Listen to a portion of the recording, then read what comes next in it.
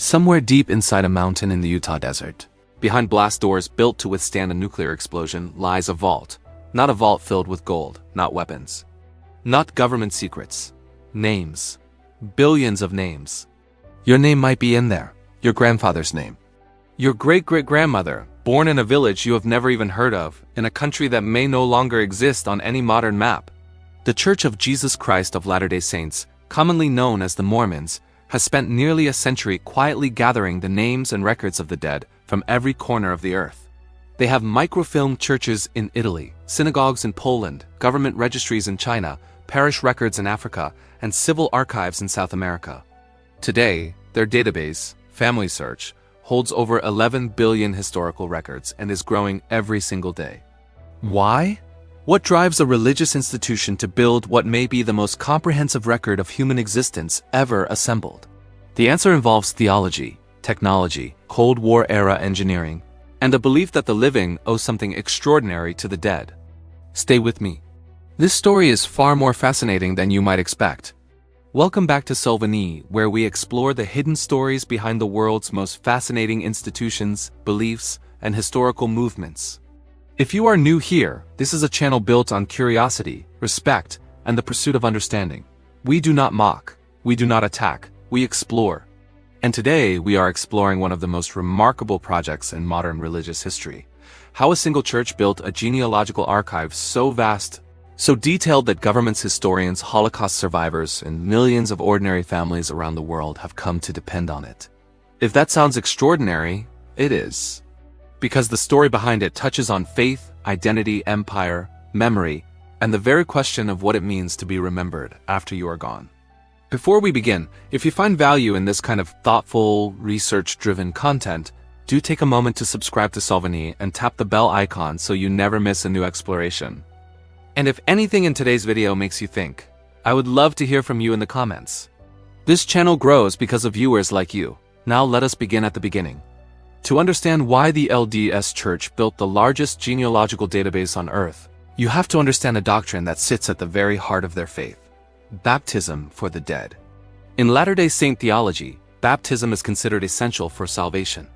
But what about the billions of people who lived and died without ever hearing of Jesus Christ, let alone the specific teachings of the LDS Church? What about a farmer in medieval China? A mother in pre-colonial West Africa? An infant who died in 18th century Russia? Most Christian traditions address this question in different ways. Some speak of divine mercy. Some speak of limbo or purgatory. Some leave it as a mystery. The Latter-day Saints took a different approach entirely. They said, we will do it for them. In LDS temples around the world, living members perform proxy baptisms, meaning they are baptized on behalf of a specific deceased individual. The belief is not that this forces the deceased person to accept the faith.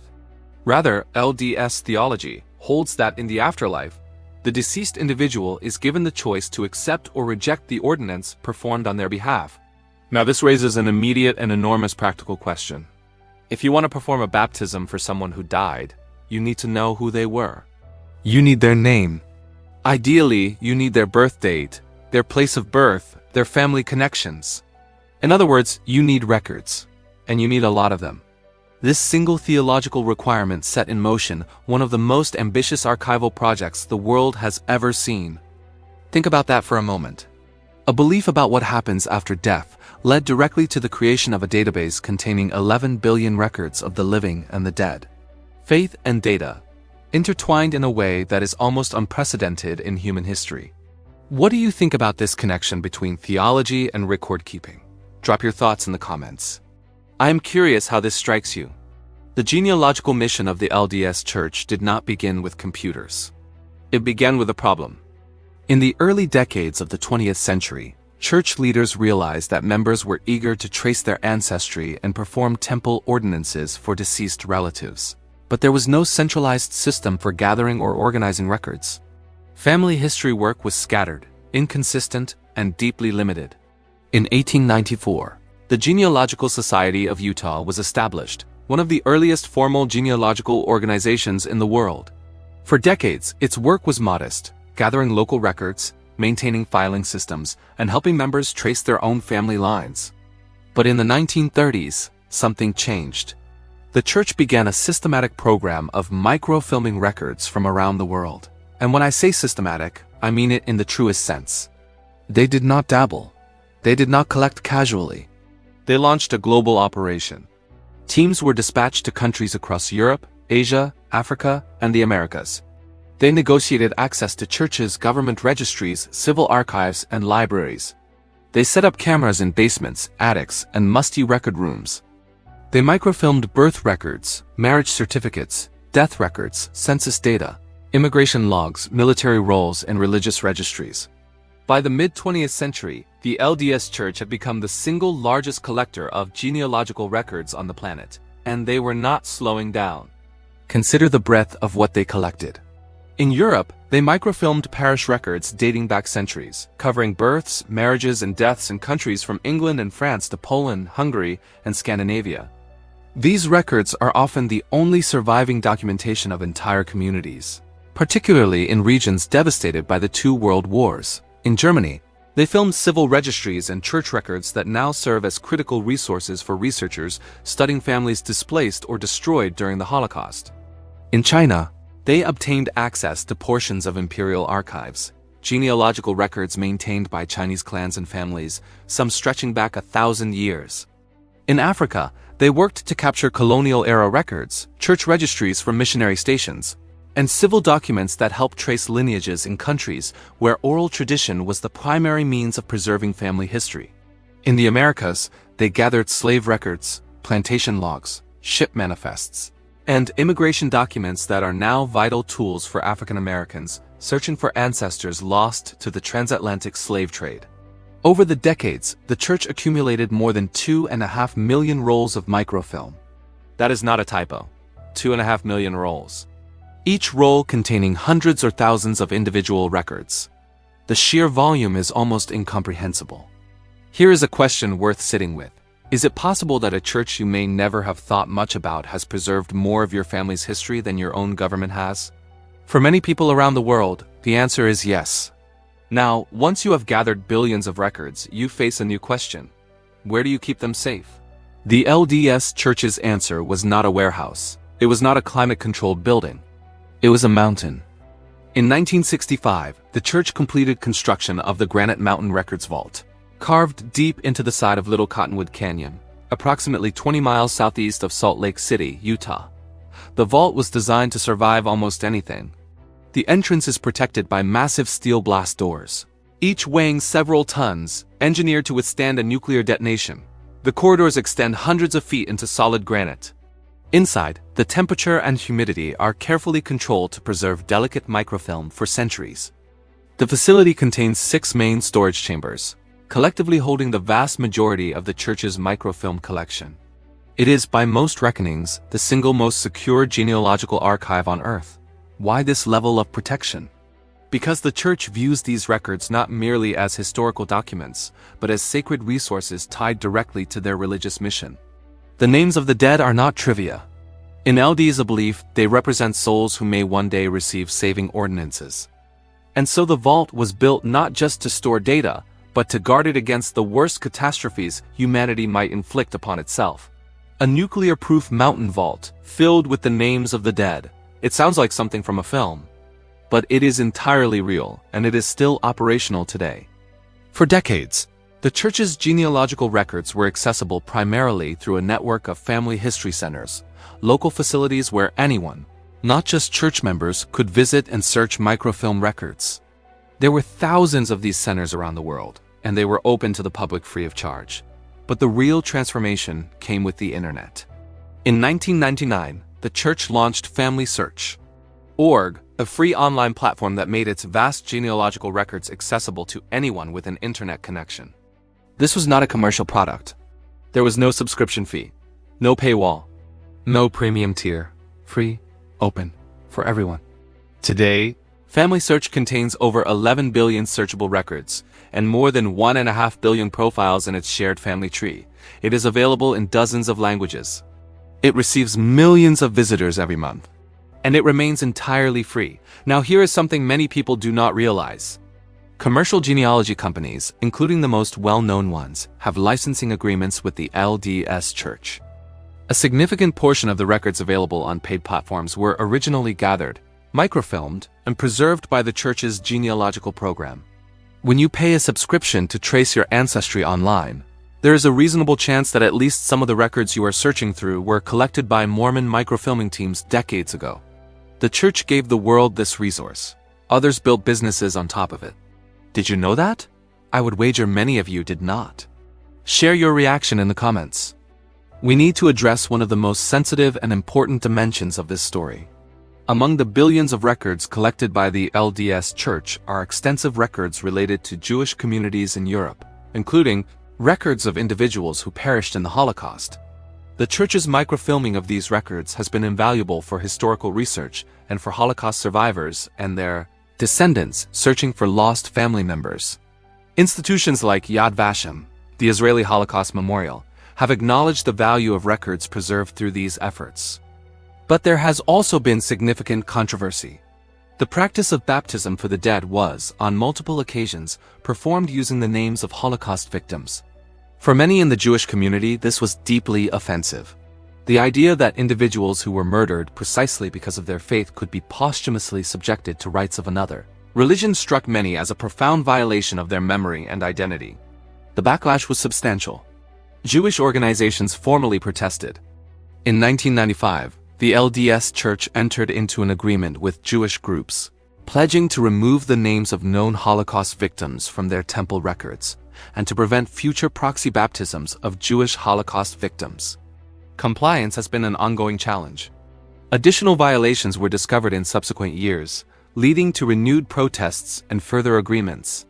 The Church has repeatedly reaffirmed its commitment to honoring this boundary and has implemented systems to flag and prevent such submissions.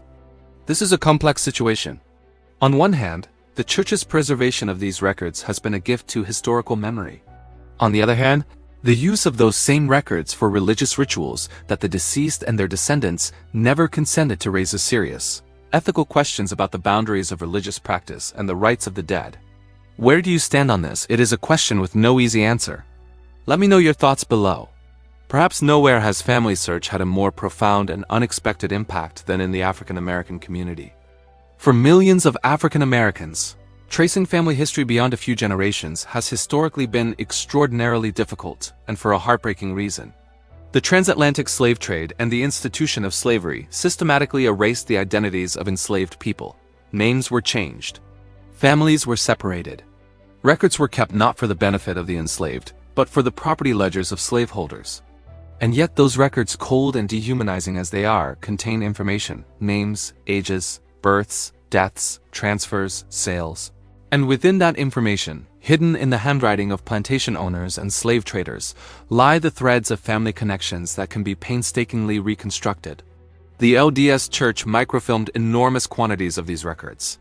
Plantation records, Freedmen's Bureau documents, church registries from the antebellum South, and post-Civil War census data.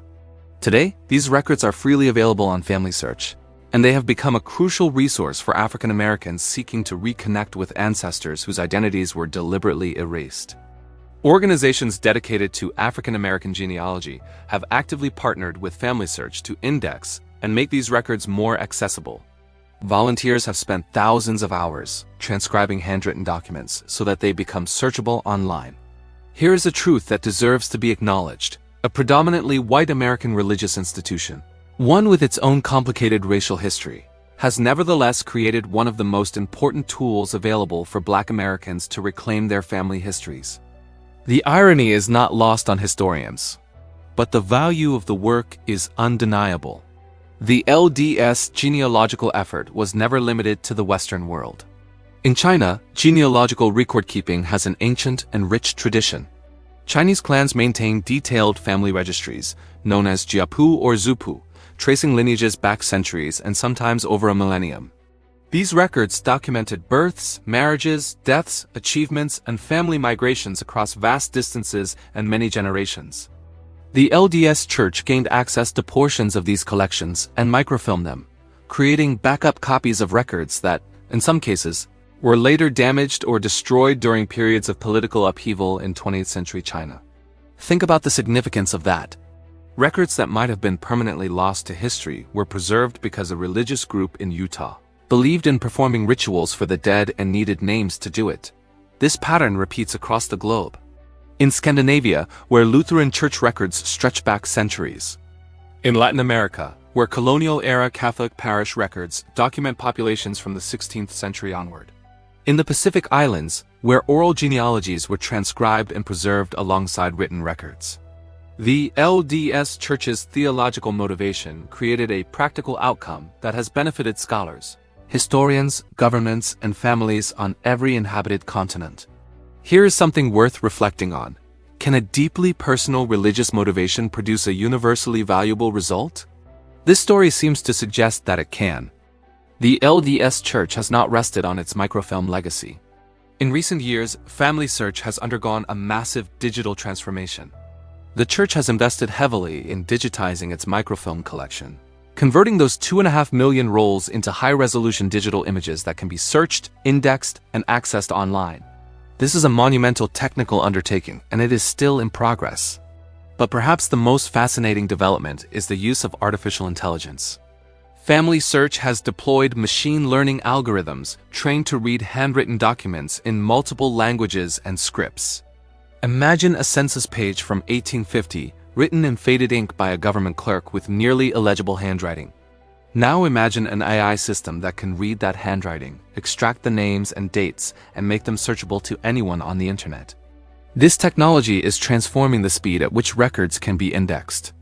What once required thousands of volunteer hours per archive can now be accelerated dramatically through a combination of AI processing and human verification. The church has also embraced crowdsourcing. FamilySearch runs one of the largest volunteer indexing programs in the world, with hundreds of thousands of volunteers transcribing records from their own homes. The combination of AI and human volunteers has created a record indexing engine of remarkable power and efficiency. Here is something that might surprise you. FamilySearch is not just a genealogy platform anymore. Its data has been used for medical research, helping scientists trace hereditary diseases through family lines. It has been used by governments to verify identity records. It's been used by legal systems to establish inheritance claims.